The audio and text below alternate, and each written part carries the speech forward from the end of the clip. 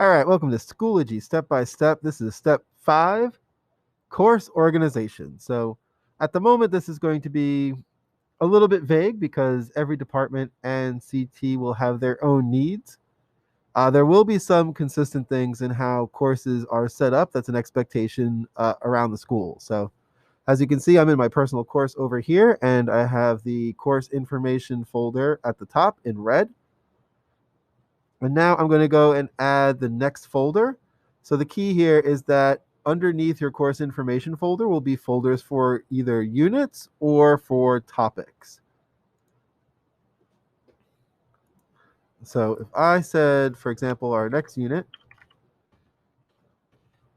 and I'm going to pretend like this is USVA history. So unit 1 might be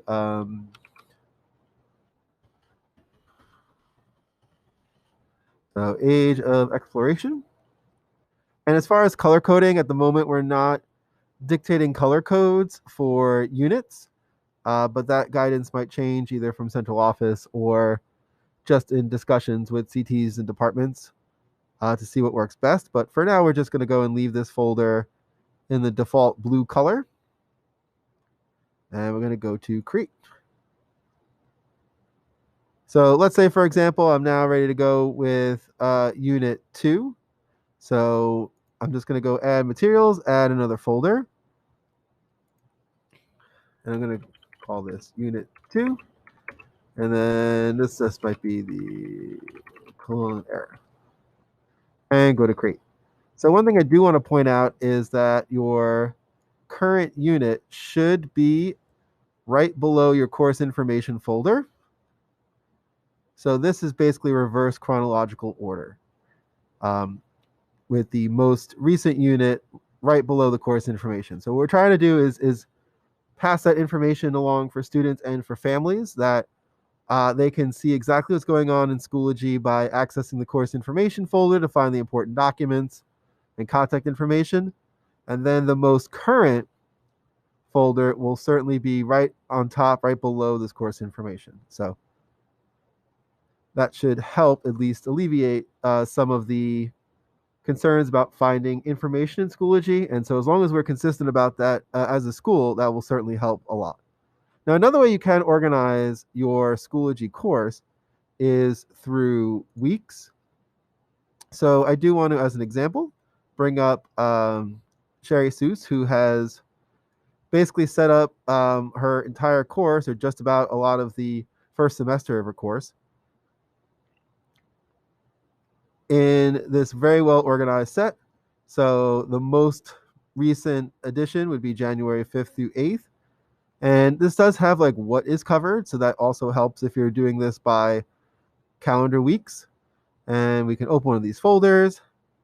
And inside that there are various assignments and documents that are here. So one thing I do want to point out, at least at this moment, is that how you organize information within these folders is certainly a teacher or CT and department decision.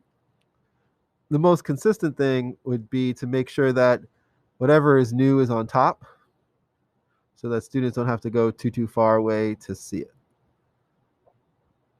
So you can poke around in a few of the other folders, take a look at some quick reads. All right, so even here, lessons are broken up into subfolders. So you can see,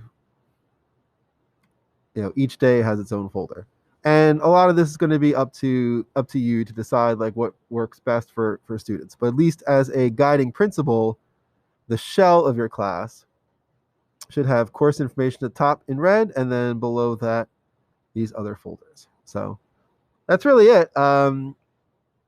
We encourage you at this point to make sure that your personal course has the course information and at least like one unit, maybe a sample unit or something that is from the beginning of the school year that you're interested in building or starting, so that when you put it in there, you can actually have a head start for next year.